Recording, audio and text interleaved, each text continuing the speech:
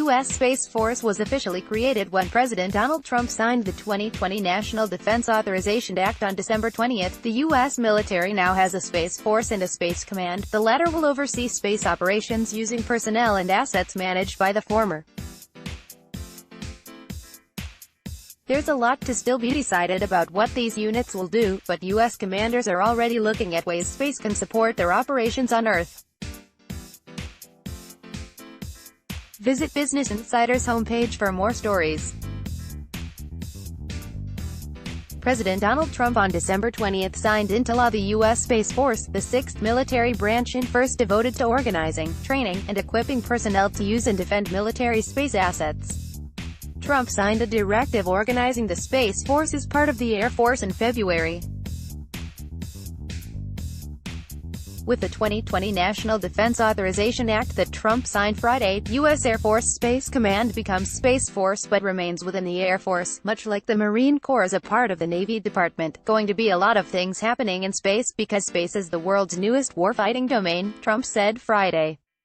Amid grave threats to our national security, American superiority in space is absolutely vital. The Space Force will help us deter aggression and control the ultimate high ground. The X-37B orbital test vehicle launches from NASA's Kennedy Space Center in Florida, September 7, 2017.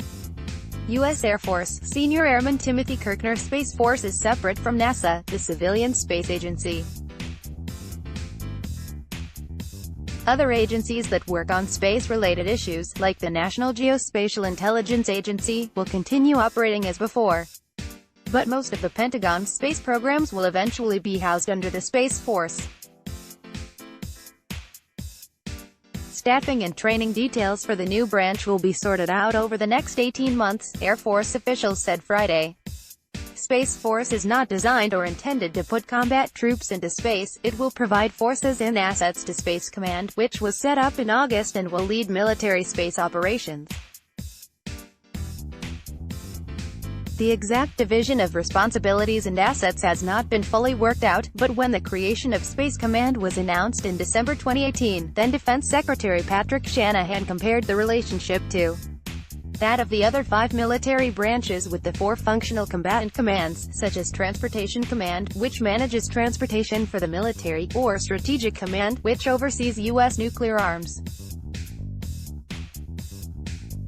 There are still a lot of things that we don't know, Air Force Gen. Jay Raymond, head of Air Force Space Command and U.S. Space Command, told reporters Friday. Raymond can lead Space Force as Chief of Space Operations for a year without going through Senate confirmation, which his successor will have to have. There's not a really good playbook on how do you stand up a separate service, Raymond said. We haven't really done this since 1947, when the Air Force was created. We have to do that in space. U.S. Air Force X-37B orbital test vehicle 4 at NASA's Kennedy Space Center shuttle landing facility in Florida, May 7, 2017. U.S. Air Force. While much remains to be decided about Space Force and Space Command, conversations about how the latter will support operations on Earth have already started, according to Air Force Gen. Todd Walters, head of U.S. European Command, one of the 6 geographic combatant commands. I talk to General Raymond on a very regular basis.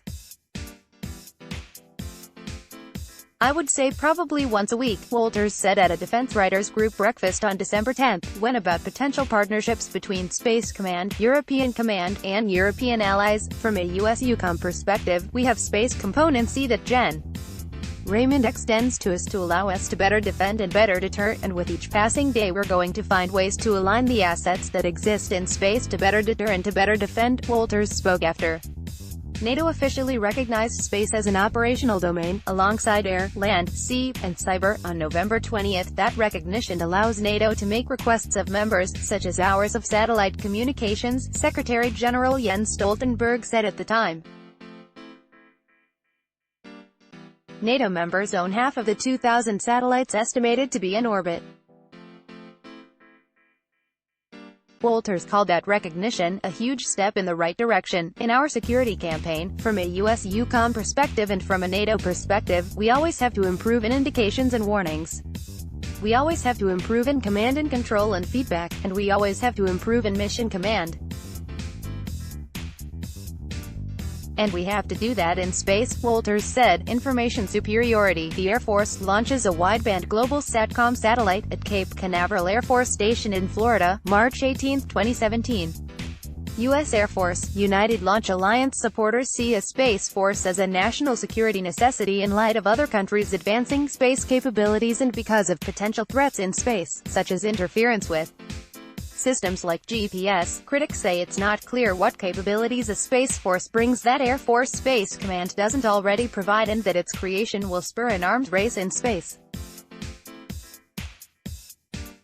In recognizing space as a domain, NATO ministers agreed that space was essential to the alliance's ability to deter and defend against threats, providing a venue for things like tracking forces, navigation and communications, and detecting missile launches. Stoltenberg declined to say how NATO's space-based capabilities could work with U.S. Space Command, telling press on November 19 that he would not go into the specifics of how we are going to communicate with national space commands and national space capabilities. What NATO will do will be defensive, he said, and we will not deploy weapons in space. Walters didn't mention space-based weapons in his remarks this month, but did tout capabilities offered by operations in space. Obviously, there are things that take place in space at speeds and with a degree of precision that are very, very attractive for deterrence, and space-to-surface intelligence, surveillance, and reconnaissance is one of those key areas, Walters said, adding that he and Raymond have discussed and will continue to discuss those big issues. It all has to do with seeing the potential battle space, seeing the environment, and being able to have quick feedback on what is taking place in that environment, Walters said. If you can obviously utilize the resources that exist in space, you can probably do so at a speed that makes commanders happy because they have information superiority. Let's block ads. Why?